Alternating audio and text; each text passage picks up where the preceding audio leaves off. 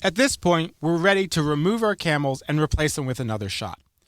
I've discovered a great shot called sun panning that would be a perfect shot to start our show with. Let's load this in the viewer and take a quick look at it.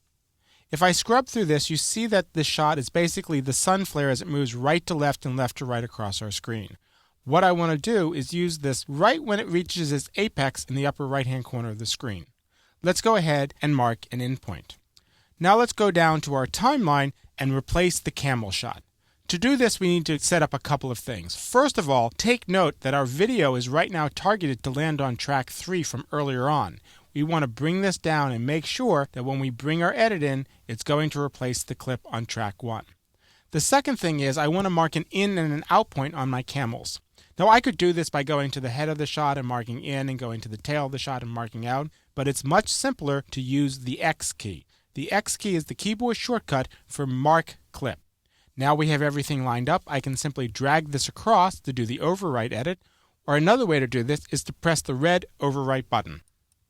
As you see, the sun panning clip has replaced the clip of the camels in our timeline, and let's watch and see how we like it. I'm going to press the home key and play.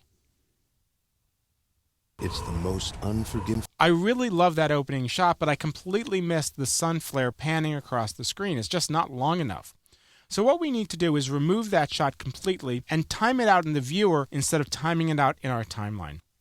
To remove this clip, I can simply select it and perform the ripple delete that we learned earlier.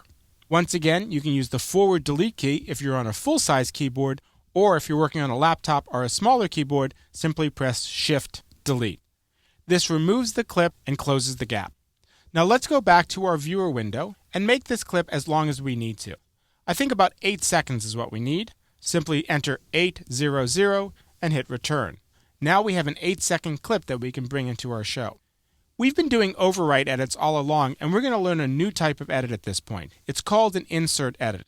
It allows me to bring a clip into my show, and instead of replacing what's there, it pushes what's there further down the timeline. I use this a lot in a variety of different edit situations. If I'm working on a film and I want to add a scene at the beginning of a sequence, I can simply do an insert edit, add that scene, and move everything down.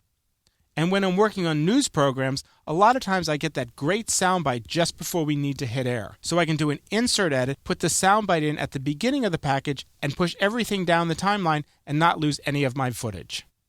Let's go ahead and perform our insert edit. Now what we're going to do is drag it across from the viewer to the canvas just like before, but instead of letting go here, we're going to take it all the way across to this yellow highlight and drop it on insert. Now as I do this, take a look at what happens to my timeline.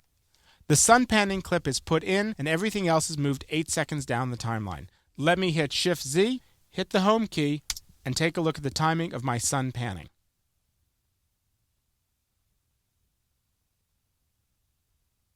It's the most I think with a little bit of music and a title, this is going to be just perfect.